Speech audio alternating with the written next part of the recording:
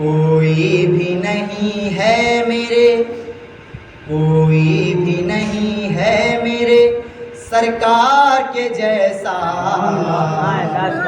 کوئی بھی نہیں ہے میرے سرکار کے جیسا، سرکار کے جیسا،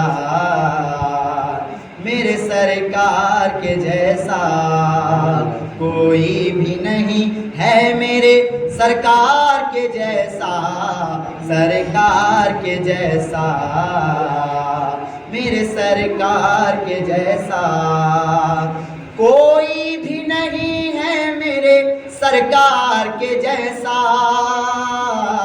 کونین میں اس محسن و مختار کے جیسا کوئی بھی نہیں ہے میرے سرکار کے جیسا، کونین میں اس محسن و مختار کے جیسا ہے کون بھلا احمد مختار کے جیسا، ہے کون بھلا احمد مختار کے جیسا، ہے کون بھلا، ہے کون بھلا احمد مختار کے جیسا، سرکار کے جیسا، میرے سرکار کے جیسا، سرکار کے جیسا، میرے سرکار کے جیسا،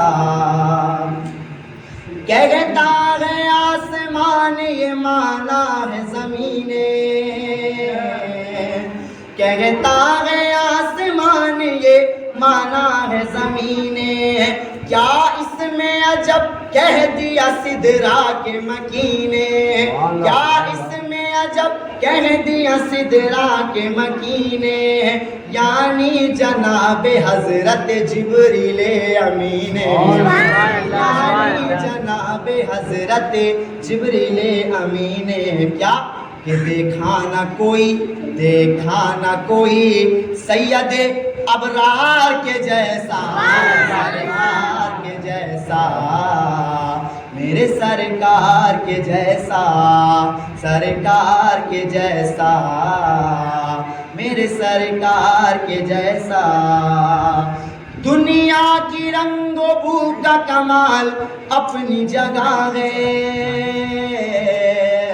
دنیا کی رنگ و بو کا کمال اپنی جگہ ہے، اے چاند تیرا حسن و جمال اپنی جگہ ہے، اے چاند تیرا حسن و جمال اپنی جگہ ہے، لیکن میرے نبی کا بلال اپنی جگہ ہے، لیکن میرے نہ کوئی ان کے خریدار کے جیسا، سرکار کے جیسا، میرے سرکار کے جیسا۔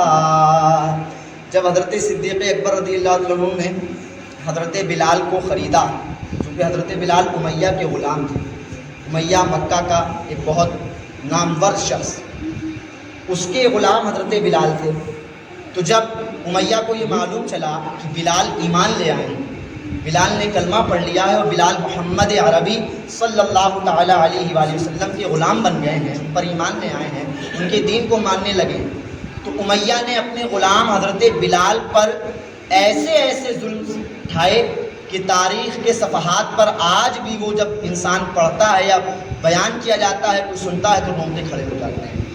آپ کے جسم اطہر پر انگارے رکھے گئے، آپ کو انگاروں پر لٹالا گیا، تپتی دھوپ میں، عرب کی گرمی مشہور ہے، عرب کی دھوپ مشہور ہے، کتنی زیادہ گرمی ہوتی ہے عرب میں، اور اس دھوپ میں آپ کو انگارے پر لٹالا گیا۔ امیہ نے کہا بتا تیرا رب کون ہے؟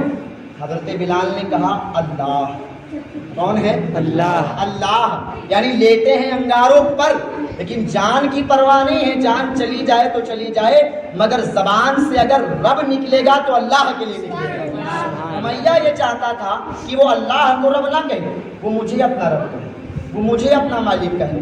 حضرت بلال نے کہا نہ جی، جب تک میں ایمان والا نہیں تھا تب تک میں تجھے اپنا آقا مانتا تھا اور اپنے آپ کو تیرا غلام مانتا تھا، لیکن جب سے مصطفیٰ کے قدموں میں حاضر ہوا ہوں، اس دن سے لے کر کے آج تک اور آج سے لے کر کے مرنے تک اور قیامت تک میرا یہ دعویٰ رہے گا کہ میرا خدا اللہ ہے اور میں غلام مصطفیٰ کا بن کے رہنا چاہتا ہوں، میرا رب اللہ ہے اور میں غلام مصطفیٰ کا ہوں۔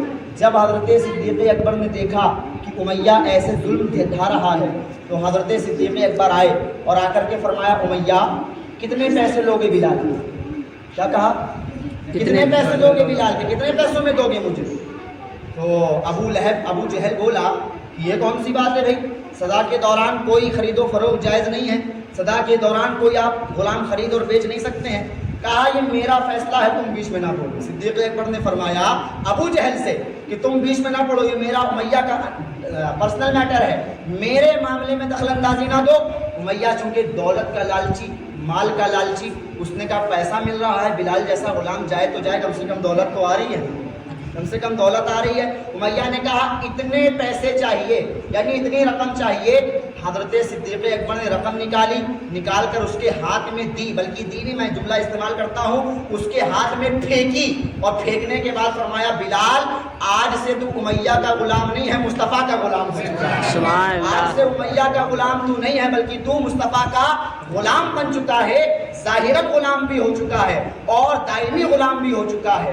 حضرت صدیق اکبر جناب بلال کو خرید لیتے ہیں اور خرید کر حضور کی بارگاہ میں پیش کرتے ہیں، عرض کرتے ہیں یا رسول اللہ میں نے بلال کو خرید لیا ہے، آپ کے قدموں میں حاضر کرتا ہوں۔ سرکار نے کیا فرمایا؟ میرے آقا فرماتے ہیں ابو بکر جب تم بلال کو خرید رہے تھے تو خریدتے وقت تھوڑے پیسے میرے بھی شامل کر لیتے۔ سبحان اللہ۔ جب تم بلال کو خرید رہے تھے تو اس کے خریدنے میں تھوڑے پیسے میرے بھی شامل کر لیتے تاکہ بلال کو خریدنے میں میرا بھی حصہ شامل ہو جاتا، بلال کو خریدنے میں میرا بھی حصہ شامل ہو جاتا۔ صدیق اکبر ہاتھ باندھ لیتے ہیں، عرض کرتے ہیں یا رسول اللہ میرا مال اور آپ کا مال بٹا ہوا ہے کیا؟ میرا مال اور آپ کا مال بٹا ہوا ہے کیا؟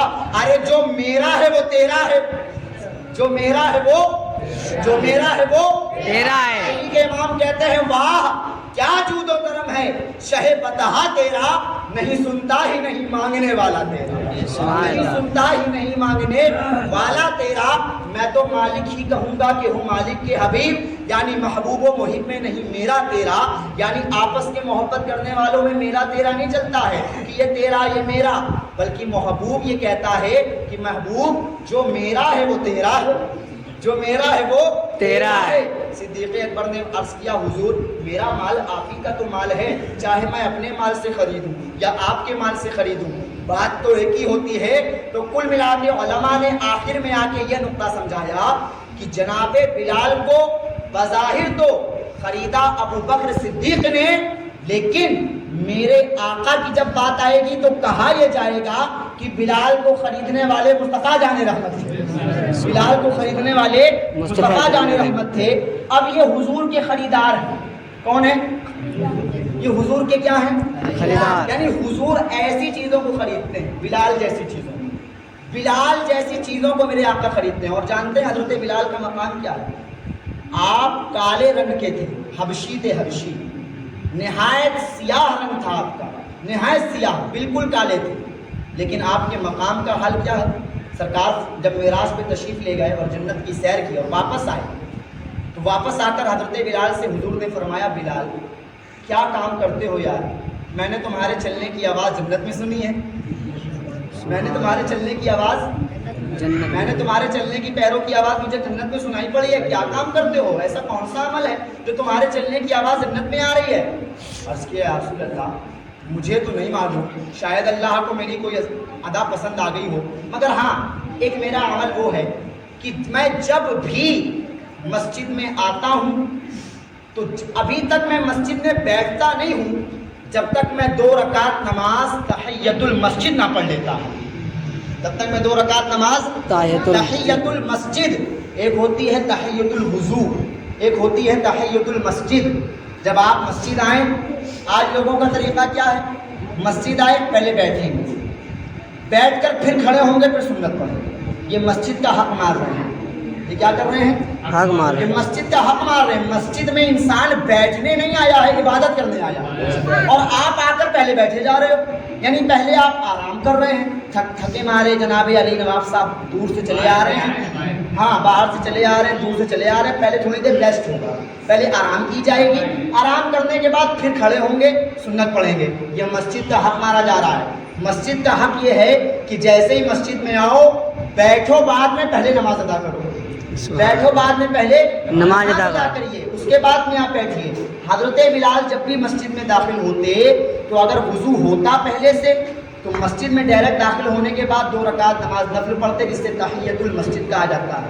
اور اگر کبھی کبھار وضو نہ ہوتا تو پہلے مسجد آتے، وضو کرتے، وضو کرنے کے بعد جب مسجد میں آتے تو 2 رکعت نماز تحیۃ الوضو کی پڑھتے، 2 رکعت نماز تحیۃ الوضو کی پڑھتے، اور تحیۃ الوضو پڑھنے کے بعد پھر تحیۃ المسجد پڑھتے۔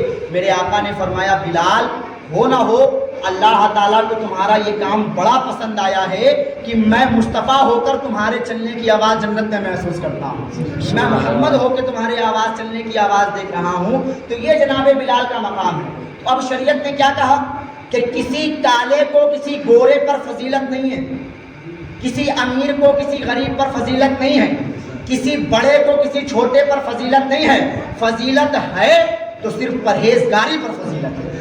جو پرہیزگار ہوگا، اگر کالا آدمی پرہیزگار ہے وہ گورے آدمی سے بہتر مانا جائے گا، اور اگر غریب آدمی پرہیزگار ہے تو وہ امیر آدمی سے بہتر مانا جائے گا، اگر چھوٹا آدمی پرہیزگار ہے تو وہ بڑے آدمی سے بہتر مانا جائے گا۔ یعنی ہمارے یہاں تو یہ اصول ہے کہ جس کا چہرہ زیادہ اچھا ہے وہ اچھا مانا جاتا ہے، اس کا رنگ زیادہ اچھا ہے وہ اچھا مانا جاتا ہے، اس کے پاس مال بڑا ہے وہ زیادہ اچھا مانا جاتا ہے، جو عہدے میں بڑا ہے یا عمر میں بڑا ہے وہ زیادہ اچھا مانا جاتا ہے۔ شریعت یہ نہیں کہتی ہے، شریعت یہ کہتی ہے تم غریب ہو، امیر ہو گئے اپنے گھر کے، گورے ہو گئے اپنے گھر کے، مالدار ہو گئے اپنے گھر کے، بڑے ہو گئے اپنے گھر کے، جب شریعت کی بات آتی ہے تو شریعت میں گورا، امیر اور بڑا نہیں دیکھا جاتا ہے، شریعت میں پرہیزگاری دیکھی جاتی ہے، شریعت میں تقویٰ دیکھا جاتا ہے۔ جس کا تقویٰ سب سے اعلیٰ ہوگا اس کی شان بھی سب سے اعلیٰ ہوگی۔ تو یہ میرے آقا کی خریدار ہے، کون ہے؟ خریدار۔ حضرت بلال میرے آقا کے کون ہیں؟ خریدار۔ میرے آقا کے کون ہیں؟ خریدار۔ اب شاعر کیا کہتے ہیں، اب شعر کو سنیے زیادہ سمجھ میں آئے گا۔ کہتے ہیں کہ دنیا کی رنگ و بو کا کمال اپنی جگہ ہے، دنیا کی رنگ و بو کا کمال اپنی جگہ ہے، اے چاند تیرا حسن و جمال اپنی جگہ ہے، اے چاند تیرا حسن و جمال اپنی جگہ ہے، لیکن میرے نبی کا بلال اپنی جگہ ہے، سبحان اللہ سبحان اللہ، میرے نبی کا بلال اپنی جگہ ہے۔ ارے آیا نہ کوئی ان کے خریدار کے جیسا، سرکار کے جیسا، میرے سرکار کے جیسا، سرکار کے جیسا، میرے سرکار کے جیسا، آیا نہ کوئی احمد مختار کے جیسا، سرکار کے جیسا، میرے سرکار کے جیسا۔